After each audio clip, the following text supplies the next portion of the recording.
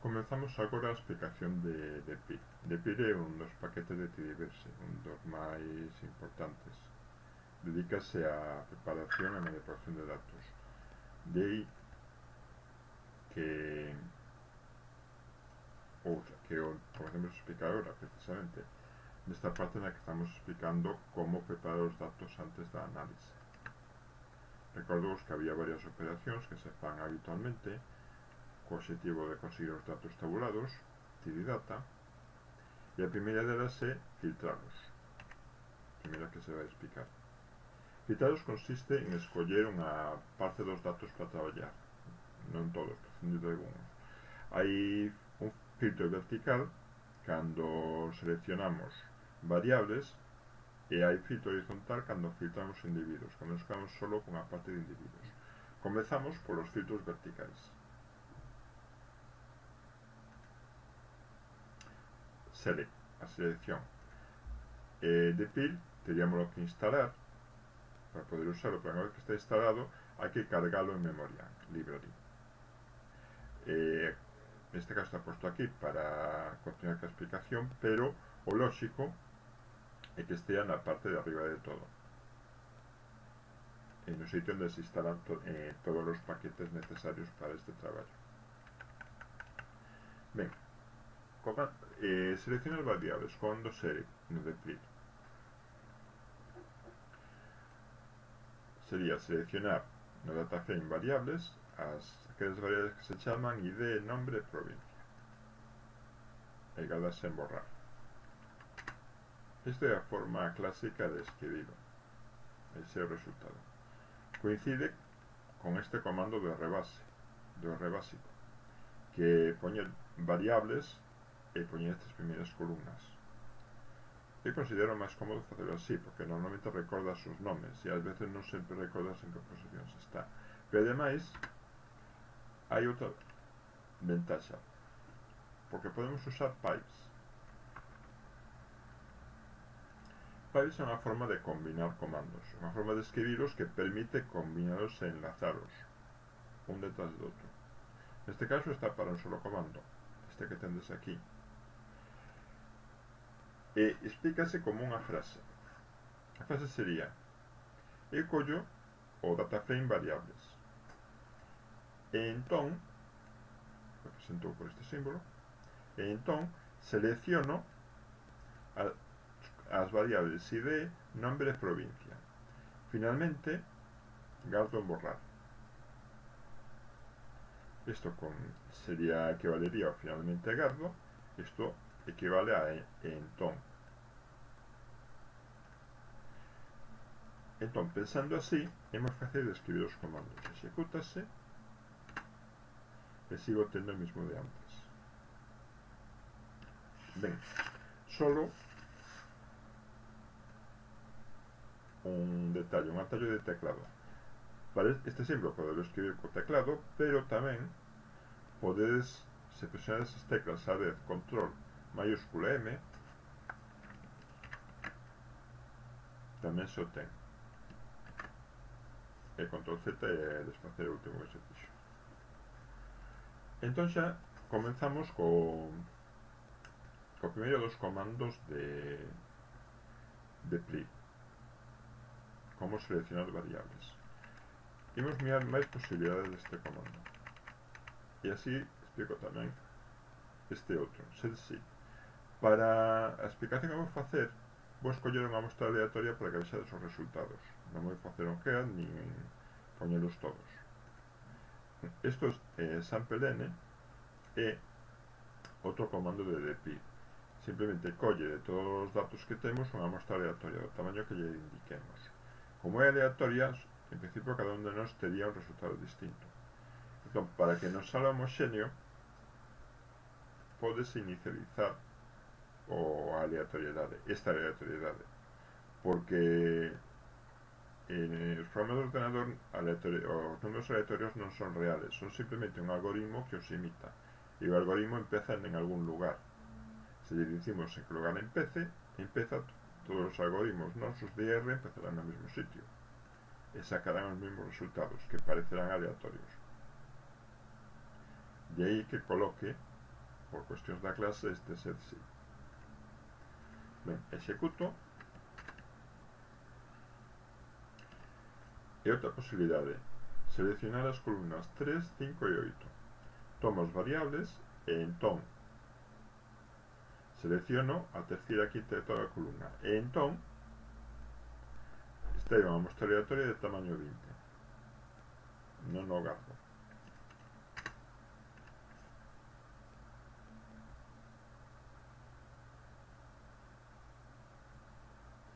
Ese é o resultado. Terceira, quinta e octava. Terceira, quinta, bueno, e a octava estará por aí. Non é necesario confirmar. Máis opcións. Quitar unha variable. Se as quero todas menos a variable id, poño simplemente o signo negativo diante do nome. Tomo variables e entón selecciono todas menos id. E entón saco unha mostra o resultado de tamaño 10.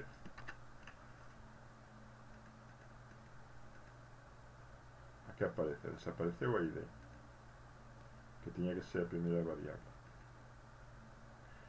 Isto que aparece aquí é unha forma de escribir propia do Tidyverse. Saca en pantalla o que lle cabe e despois comenta, bueno, non saquei 251 variables máis. De acordo? Se traballamos con outro tipo de formato de R, un que se chama R Markdown, que veremos na próxima sesión, teremos a oportunidade de manexarnos nestas outras de 251.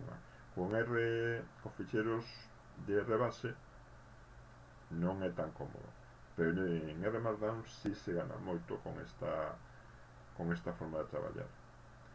Ben, seguimos. Quitamos unha variable, pero podemos quitarlle máis, estas tres, simplemente poñendo o signo menos diante do mentor cos tres nomes, ou tamén o signo menos diante dos nomes de cada un deles, que sea máis fácil de escribir.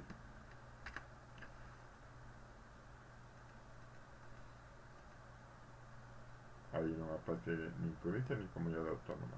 E se executo así, tampouco.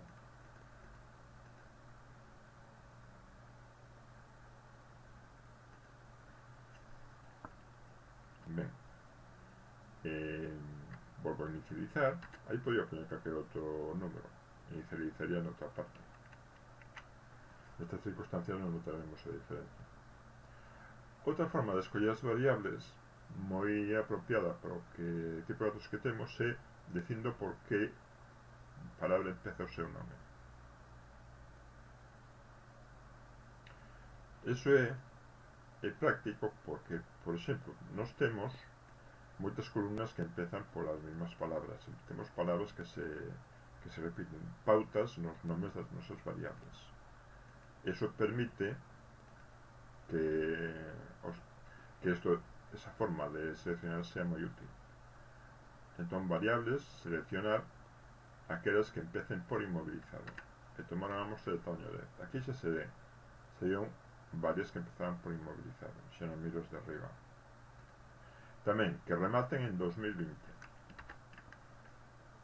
Vese que nas que están agachadas todas rematan en 2020. Tamén, que conteñan unha expresión.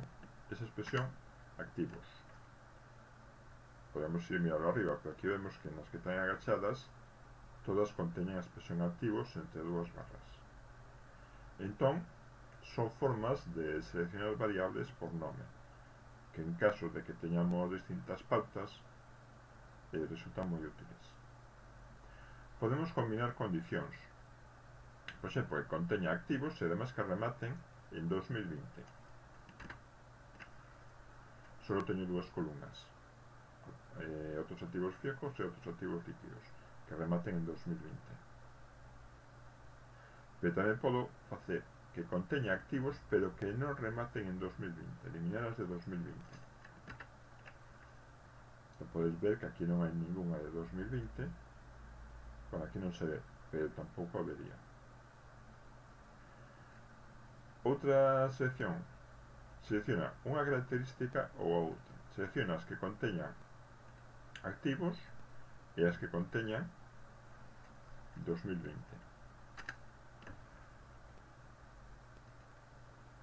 perdón, ou que conteñan 2020, unha ou outra. Para seleccionar as dúas, aquí arriba podemos ver que algunhas acaban en 2016 e outros en 2020, pero non teñen activos. Ben, isto é un pouco a presentación de Select. Que podemos facer co noso conxunto de variables? Pois varias cousas. Vou eliminar os datos do ano 2020 porque non estaban completos. Ainda cando preparei o fake non había para todas as empresas os datos que imitan, entón faltan moitísimos do ano 2020.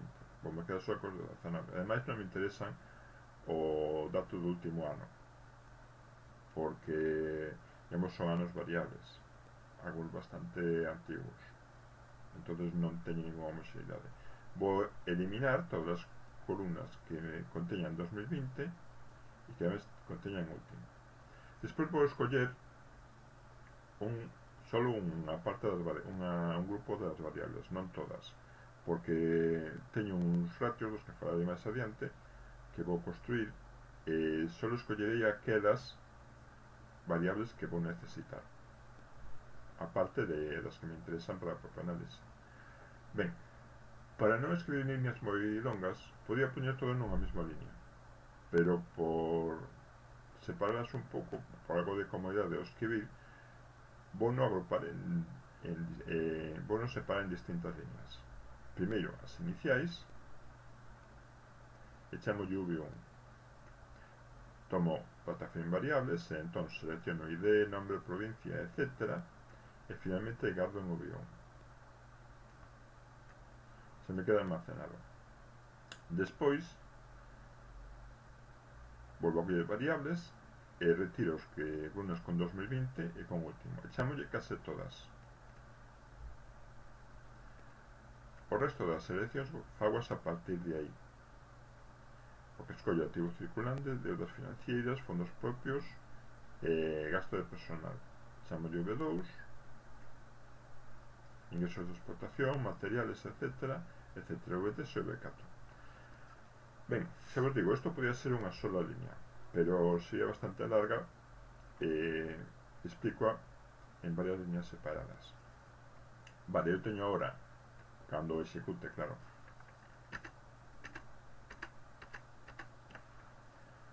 un data frame V1, V2, V3 e V4 xuntos todos con este comando. Este comando permíteme fusionar data frames, ou as columnas de V1, as de V2, V3 e V4 van formar un solo data frame ao que lle vou chamar datos. Con eles vexo o que me quedan 67 variables.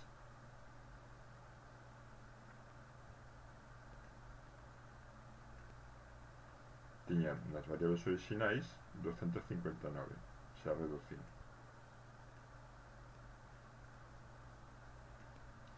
Vale, podría pasar, pero como V1, V2, V4 case todas non os vou usar, elimino as co comando RM, desapareceme da memoria.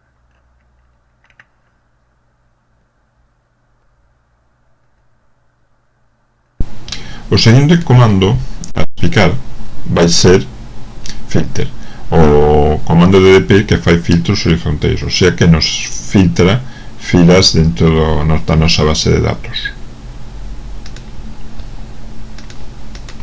Para as explicacións deste comando vou traballar con data frame máis pequeno. Seleccionarei un grupo delas, o sea, as primeiras, ademais activo circulante 2019 e 2018, e chamolles borrar.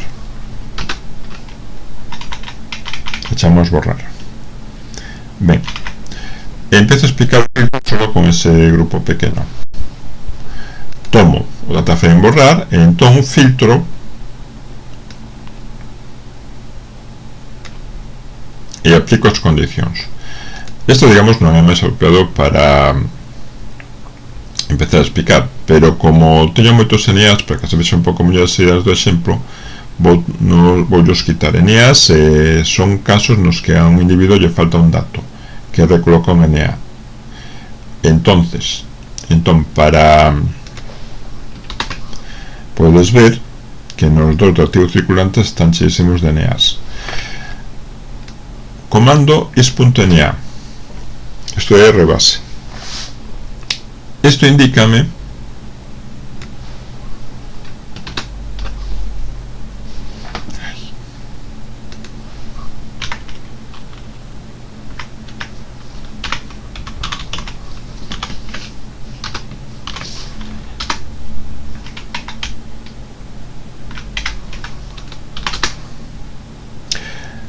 os elementos dun obxecto que son NA, o sea, os elementos que faltan dun obxecto. Cando aparece true significa que é NA, is.NA. Por lo tanto, ese dato non o teño. Ben, é unha operación lógica, dá resultados lógicos, true e false solamente. Entón, se eu lle poño un signo de admiración diante, isto voulle dar a volta. Cando execute signo de admiración is.na, será true se teño o dato. Se o dato existe. Se non existe, darame false, porque aí hai un NA. Entón, aplico esta condición ao filtro. Vanme coller os datos que non sean NA en activo circulante 2019 e que non sean NA en activo circulante 2018. Executo e quédame en borrar. Xa me desapareceron os NAs que tiñen activo circulante. Tamén é certo que me deben quedar bastantes menos datos. 908 en vez de 3624. Vale. Vemos xa un exemplo de actuación do filtro. Un exemplo máis simple. Seleccionar todos aqueles casos nos que activo circulante 2019 é maior que 1000. Escribes así. Isto é unha condición lógica. Se executase sola, bueno, teria que poñer borrar dólar antes, daríame true e false nos casos nos que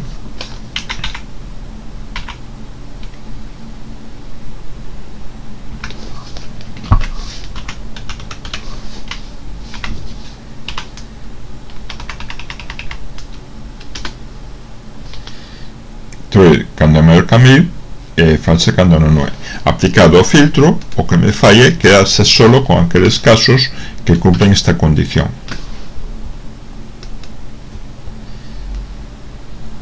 Todos estes elementos teñen activo circulante 2019 maior que 1000 e calquera que saque nunha mostra aleatoria.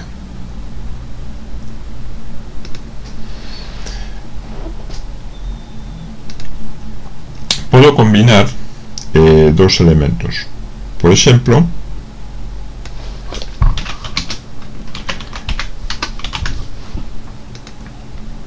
filtrar todos os individuos que sean de Comunidade Autónoma Galicia ou Comunidade Autónoma La Rioja, un ou outro. Saco unha mostra, podes comprobar como en Comunidade Autónoma só aparecen esas dúas comunidades. Aquí unha información. Para comparar se é igual, é necesario poner dos símbolos de igual.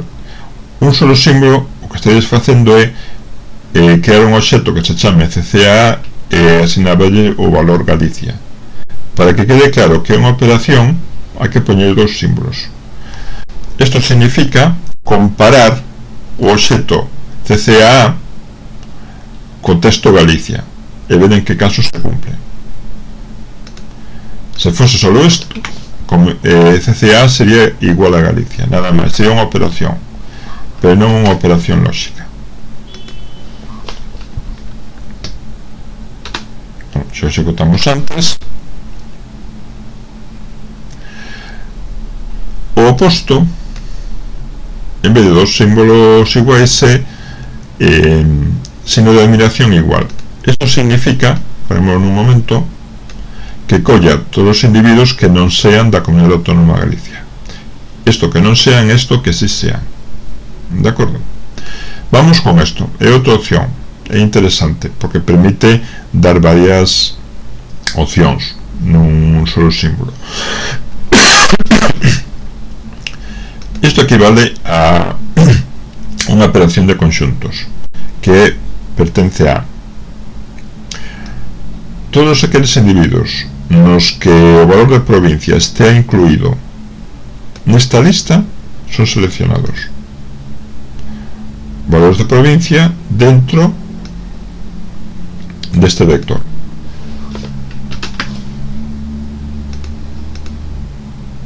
Que se ve moito en Madrid e Barcelona, pero eu creo que hai algún de Soria e de Cantabria tamén. Despois, aí combinamos hasta dúas, podense combinar máis. Como decía antes, que non sean de Galicia, que teñan activo circulante maior que 1000, en 2019 e en 2018 maior que 1500.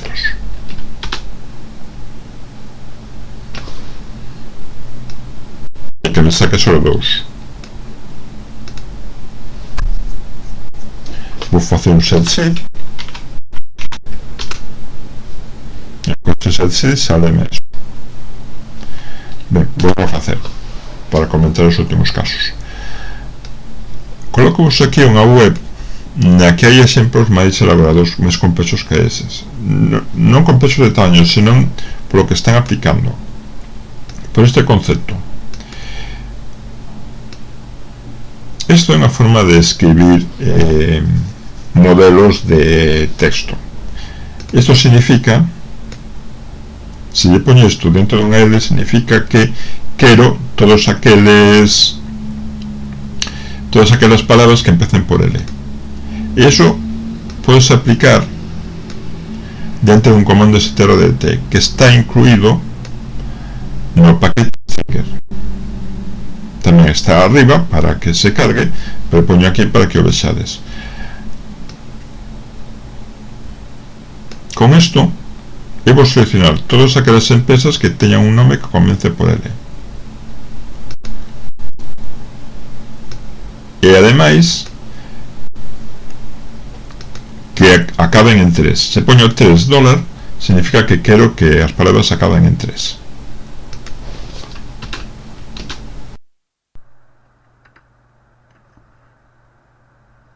Teño L a tal acaba en 3, L acaba en 3. Isto digamos que xa é un pouco máis sofisticado.